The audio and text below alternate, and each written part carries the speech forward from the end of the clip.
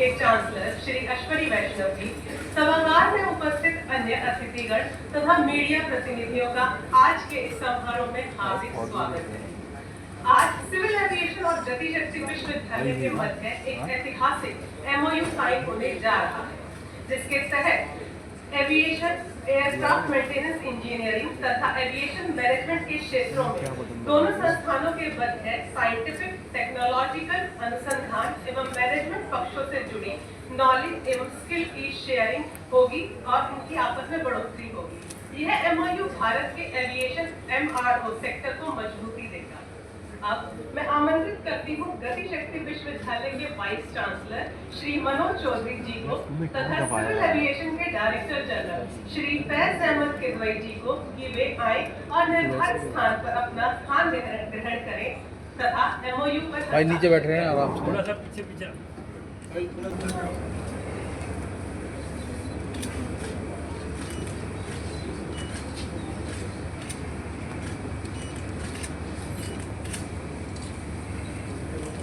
Civil aviation एवं गति शक्ति विश्वविद्यालय के मध्य ऐतिहासिक एमओयू साइन हो रहा है।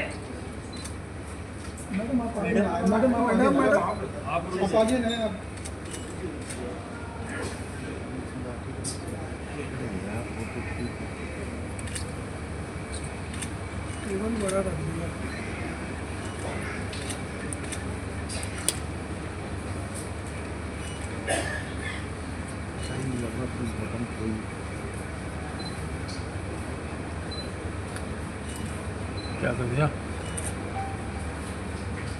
ऑटो में? यह एमओयू भारत के एविएशन एमआरओ सेक्टर को मजबूती देगा। देखिए, धन्यवाद महोदय।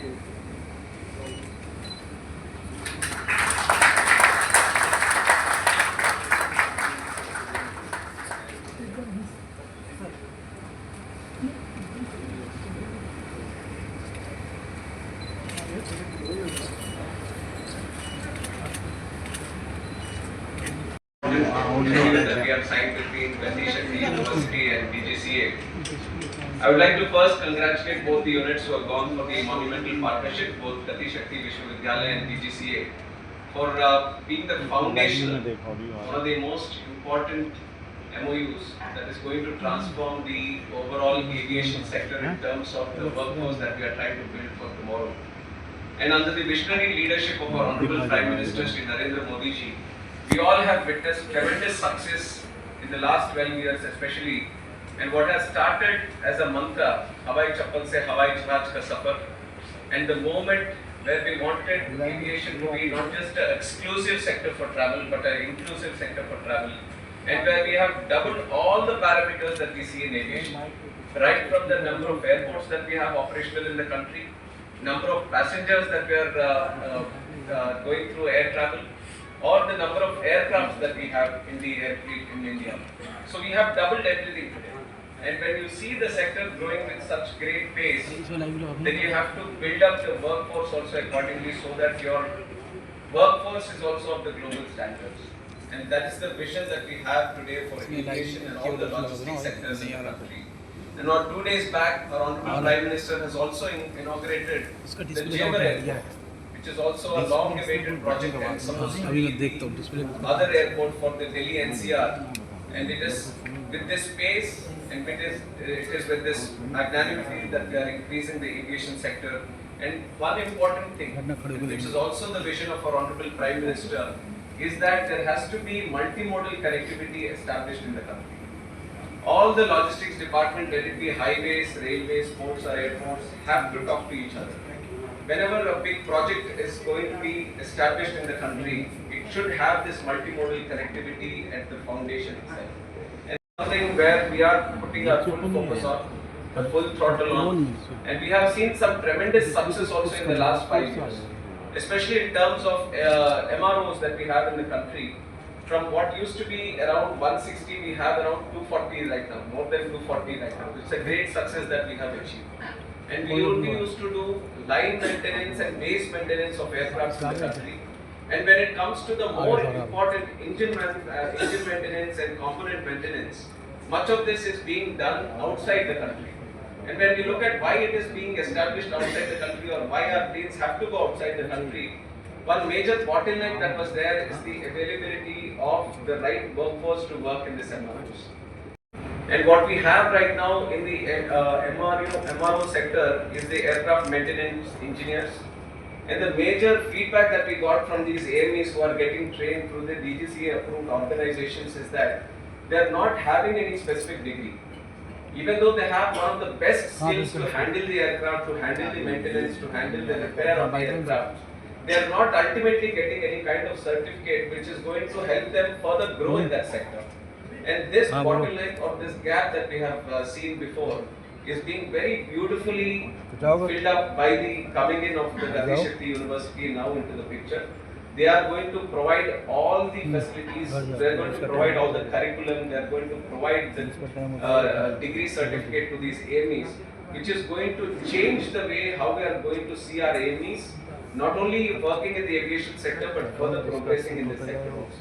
We are going to get a BTech in aviation in Gati Shakti Vishwavidyalaya also. So Gati Shakti Vishwavidyalaya has become an important partner for us in the aviation sector. And this MOU is going to further enhance the workforce, the technical workforce that is very important for our future of this sector. And we always talk about the demand that India is creating in terms of aviation. It is a very huge figure that we have today. 1,700 aircrafts are under order. That itself gives you a picture. That is 2 times what the aircrafts that we have in the fleet today. So 2 times more aircrafts are under order. And they are going to take up to 15 more years for all of these orders to come into our airspace. So once that whole ecosystem gets built and we have up to 3,000 aircrafts in our airspace by probably let us say 2036, by then you have to see that all these aircrafts are being supported by the right workforce also. It can be the pilots, the number of pilots, the requirement of pilots for the next 10 years is going to be up to 10 to 12,000. 10 to 12,000 pilots. On average, every year by the FPOs that we have, we are able to generate up to 1,500 to 1,600 pilots. In his approach, I always get surprised at how he handles 3 ministries with railways in itself. I am just handling one civil aviation sector. I know how challenging it is with the kind of 10 lakh passengers that we are able to move every day. We are moving 2.5 crore passengers every day. So, team is there, but definitely your guidance and leadership is there, and he's handling 3 ministries. And the kind of guidance he gives to me in civil aviation also is quite very helpful for us in these challenging circumstances sometimes that we face with. So we are always very grateful for the minister and the railways also, and also the Gati Shakti Vishwavidyalaya for always having that proactive approach in improving the aviation sector in the country. This is the most progressive sector in the country today, growing at more than 10 to 12% every year. Very rarely you will see a sector growing at this pace, and this is going to grow for the next 15 years altogether. And if you compare aviation in India with aviation in other countries, even if you compare the global south or in the Asia Pacific region or in the world at large, you will not find any other country which is coming close to the kind of growth that we are seeing with such huge population that we have. And we are very grateful to our Honorable Prime Minister also, who has been continuously giving great support to this sector. And I definitely need to also tell you that last week itself in the cabinet, quite historic, Udan scheme has got an additional 28,000 crores approval from the cabinet, and this is going to be a huge boost to the aviation sector for the next 10 years. We are going to see many more regional connectivity airports being established. Not only airports, but we are going to see heliports also established. Helicopter operations, we still need to improve a lot. We have a great potential. So we need to back it up with the right talent pool also. So this Gati Shakti Vishwavidyalaya will also help us in that. The MOE is also going to help us in having the right talent pool for helicopter operations. So the kind of vision that we have for the next 10 years through Udan scheme, the major aspect that we need to concentrate upon, one is the funding pattern, and the second is the talent pool. The workforce also is equally important for us. Otherwise, we will end up importing this talent pool from outside, which we don't want at all.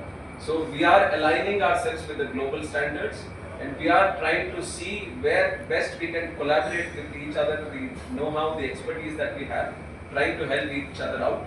And this logistics sector has been a great advantage that India has seen in the last 12 years, and we are going to further advance it in the future with the collective approach with the approach of Viksit Bharat 2047. So I sincerely thank each and everyone that is here also for this important MOU that we have signed. There is going to be, it's not as easy as announcing it here and signing the papers. There is going to be a lot of work for us to do in the future. But definitely the teamwork and the passion that everyone who is involved in this is a great advantage and a great confidence that we have on each other that is going to, we can confidently say that this is going to be a very successful MOU for us in the future. So thank you once again. Jai director general और मेरे पुराने secretary civil aviation, आप सभी का बहुत बहुत स्वागत है। रेलवे के सभी वरिष्ठ अधिकारी, सिविल एविएशन के वरिष्ठ अधिकारी और मीडिया के सभी साथी, जैसा माननीय श्री राम मोहन नायडू जी ने कहा, ये बहुत ही एक ऐतिहासिक समझौता है और इस एमओयू से एविएशन सेक्टर में जो टैलेंट डेवलपमेंट के लिए जितना काम करना है उसको बहुत बड़ी मदद मिलेगी। और जिस तेजी से एविएशन सेक्टर आज बढ़ रहा है देश में, बहुत ज़बरदस्त रिक्वायरमेंट है टैलेंट की। अच्छे well trained engineers, operators, pilots, maintenance, हर तरीके से सभी की ज़रूरत है। वो ज़रूरत इस एमओयू से बहुत हद तक पूरी होगी। इससे पहले भी एविएशन सेक्टर के कई एमओयूज गति शक्ति विश्वविद्यालय के साथ हुए और उसमें अच्छी प्रोग्रेस हुई है। जैसा अभी माननीय श्री राम मोहन नायडू जी बता रहे थे, एयरबस के लिए ऑलरेडी 40 बीटेक स्टूडेंट्स आ चुके हैं गति शक्ति विश्वविद्यालय में। अब साफरान जो इंजन मेकर है उसके लिए भी आ गए हैं। साथ ही हिंदुस्तान एरोनॉटिक्स लिमिटेड के साथ भी एमओयू होने वाला जल्दी। और भी कई एविएशन से जुड़ी बॉडीज़ के साथ एविएशन सेक्टर में गति शक्ति विश्वविद्यालय के एमओयूज हो गए और उसमें आगे बढ़ चुके हैं। साथ ही साथ रेलवे के जो मैन्युफैक्चरर्स हैं बड़े, उन सब के भी आपके एमओयू हुए हैं और एमओयू के बाद में स्टूडेंट्स को स्पेसिफिक इंडस्ट्री ओरिएंटेड कोर्सेज अब मिलने हैं। Main point new education policy में हमारे प्रधानमंत्री जी का जो विजन है वो ये है कि स्टूडेंट्स को इंडस्ट्री के लिए oriented course, industry oriented courses को बनाने की संस्थाएं बनी। इंडस्ट्री ओरिएंटेड कोर्स होने से ये फ़ायदा होता है कि स्टूडेंट जब कॉलेज से निकलता है तो वो इंडस्ट्री के लिए रेडी है, रोजगार के लिए तैयार है और उसको रोजगार की कई अपॉर्चुनिटीज़ मिलने लगती है। ये बड़ा बदलाव इसलिए लाना रहा कि जब देश को आत्मनिर्भर भारत के रास्ते पे चलना है और विकसित भारत का संकल्प पूरा करना है तो उसमें मैन्युफैक्चरिंग का बहुत बड़ा रोल होने वाला है। मैन्युफैक्चरिंग एक कॉम्प्लेक्स टास्क है, उसमें टैलेंट की रिक्वायरमेंट सॉफ्टवेयर से काफ़ी अलग है। सॉफ्टवेयर डेवलपमेंट और मैन्युफैक्चरिंग इन दोनों में रिक्वायरमेंट बहुत अलग तरह का है। सॉफ्टवेयर डेवलपमेंट बहुत कुछ टेबल टॉप पे होता है और मैन्युफैक्चरिंग का जो टैलेंट चाहिए वो बहुत ज़्यादा हैंड्स ऑन, लेबोरेटरी में, प्रैक्टिकल फैक्ट्री में, उस तरह का एक रिक्वायरमेंट आता है। इसीलिए ज़रूरत थी एक ऐसा इंस्टीट्यूट जो कि फोकस्ड हो ट्रांसपोर्टेशन सेक्टर में। तो ट्रांसपोर्टेशन एंड लॉजिस्टिक्स सेक्टर में रेलवे है, हाईवे है, एविएशन है, मेरीन है, वेयरहाउसिंग है, थर्ड पार्टी लॉजिस्टिक्स है, फोर्थ पार्टी लॉजिस्टिक्स है। एक तरीके से लॉजिस्टिक्स का ट्रांसपोर्ट प्लानिंग है, ट्रांसपोर्ट इकोनॉमिक्स है। ये सारी की सारी चीज़ें ट्रांसपोर्टेशन सेक्टर में आती हैं। ऐसे में मैं धन्यवाद देना चाहूँगा श्री प्रोफेसर मनोज चौधरी जी की लीडरशिप को।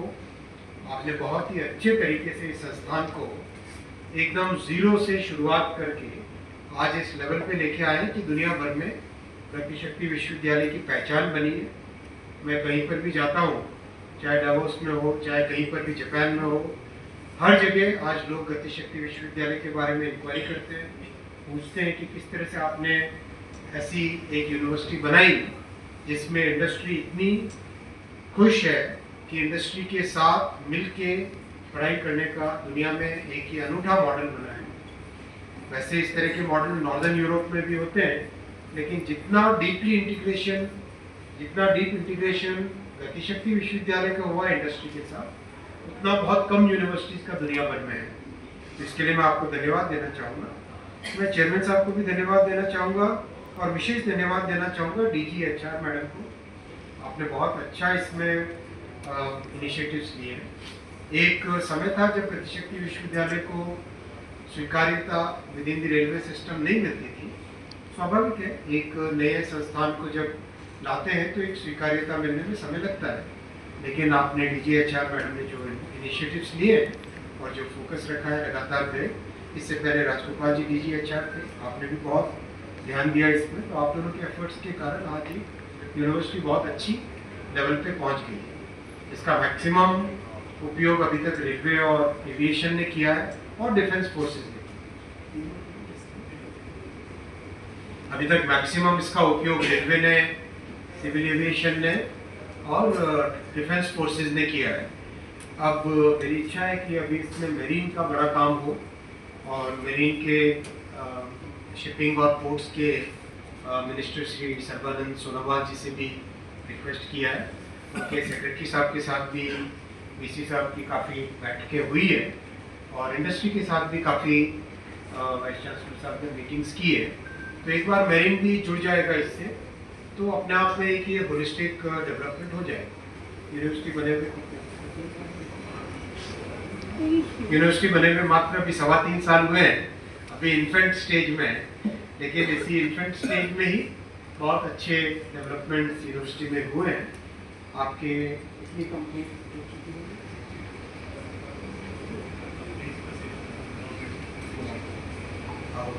मैंने 30-35 तक मेरे पास लिस्ट थी, लेकिन बीसी साहब बता रहे हैं कि अब तक 62 ऑर्गेनाइजेशंस जुड़ चुके हैं, गवर्नमेंट और प्राइवेट के मिला के, जो कि गतिशक्ति विश्वविद्यालय में टैलेंट डेवलपमेंट का काम कर रहे हैं। एक मेरी इच्छा थी, अगर चेयरमैन साहब और बीसी साहब और ऑनरेबल सिविल एविएशन मिनिस्टर साहब और सेक्रेटरी साहब अगर कमिट करें, एक इच्छा थी कि गतिशक्ति विश्वविद्यालय में एक सेंटर ऑफ एक्सीलेंस खोला जाए मैन्युफैक्चरिंग टेक्नोलॉजीज का। मैन्युफैक्चरिंग टेक्नोलॉजीज के लिए जो ट्रेनिंग चाहिए और विशेषकर जो प्रिसीजन चाहिए, एविएशन हो, रेलवे हो, मेरीन हो, इन सब में जो मैन्युफैक्चरिंग के लिए जो प्रिसीजन चाहिए, वो प्रिसीजन अलग लेवल का होता है। वो प्रिसीजन को सीखने के लिए बहुत लंबे एफर्ट्स करने पड़ते हैं। आज इलेक्ट्रॉनिक्स में इतनी मैन्युफैक्चरिंग हो रही है, वहाँ भी इंडस्ट्री को एक रिक्वायरमेंट है प्रिसीजन मैन्युफैक्चरिंग वाले लोगों की, स्टूडेंट्स की, सीखे हुए स्टूडेंट्स की। एविएशन में तो सीरियस नीड है, इलेक्ट्रॉनिक्स में नीड है, मेरीन में नीड है, रेलवे में नीड है। तो क्यों ना एक ऐसा मैन्युफैक्चरिंग टेक्नोलॉजी के टैलेंट डेवलपमेंट के लिए एक सेंटर ऑफ एक्सीलेंस खोला जाए। उसमें एक अगर प्रयास करें सब मिलके, अगर आपकी तरफ से भी अगर कुछ उसमें गाइडेंस मिल सके, आप अगर गाइड करें हैं। इससे पहले जब एमपी थे तब भी मैं बहुत इनसे इम्प्रेस होता था कि इतनी पॉजिटिविटी और इतना ओपन माइंड के साथ आप हमेशा हर काम को लेते हैं और हमेशा इनका एक कंस्ट्रक्टिव अप्रोच होता है। बहुत लोग होते हैं जो कि प्रॉब्लम को प्रॉब्लम की तरह पेश करते हैं, आपका हमेशा रहता है कि ये प्रॉब्लम है लेकिन इसकी ये पोटेंशियल सोल्यूशन। तो जब सोल्यूशन सामने आते हैं, सोल्यूशन ओरिएंटेड अप्रोच रहती, तो बहुत एक अच्छा एनर्जी रहती है काम में। तो आपको इस चीज़ के लिए बहुत I really appreciate that big thing, big change that you have brought, that fresh air that you have always brought in your interactions with everybody. और आज एविएशन मिनिस्ट्री को उसका लाभ भी मिल ही रहा है। तो अगर ये सेंटर ऑफ एक्सीलेंस अगर हम बनाएं जो कि मैन्युफैक्चरिंग टेक्नोलॉजीज के लिए हो, तो बहुत अच्छा रहेगा। गतिशक्ति विश्वविद्यालय में एक इसका ब्लूप्रिंट तैयार कीजिए, फंड्स की व्यवस्था हम लोग सब मिलकर करेंगे, फंड्स की आप चिंता मत करना। अच्छा, बहुत ही अच्छा लेवल का सोचना, ये लेवल का सोचना कि यूरोप के बेस्ट जो प्रिसीजन मैन्युफैक्चरिंग के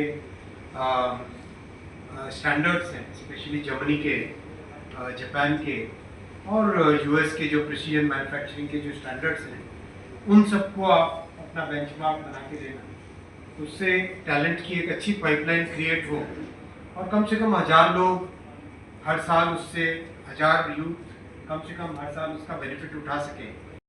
इंडस्ट्री की बहुत अच्छी मदद भी ली है, तो उसी तरीके से आगे बढ़ते हैं। एक बार फिर मैं शुभकामनाएं देना चाहूँगा डीजीसीए साहब को, सेक्रेटरी सिविल एविएशन साहब को, ऑनरेबल मिनिस्टर श्री राम मोहन नायडू जी को, सीआरपी साहब को और गति शक्ति के वीसी साहब को, DGHR को और सभी रेलवे के अधिकारियों को इतना अच्छा एक हिस्टोरिक मोमेंट आपने दिया, इसके लिए धन्यवाद मंत्री महोदय। इसी के साथ आज का यह कार्यक्रम संपन्न होता है। आप सभी का कार्यक्रम में शामिल होने के लिए हार्दिक धन्यवाद।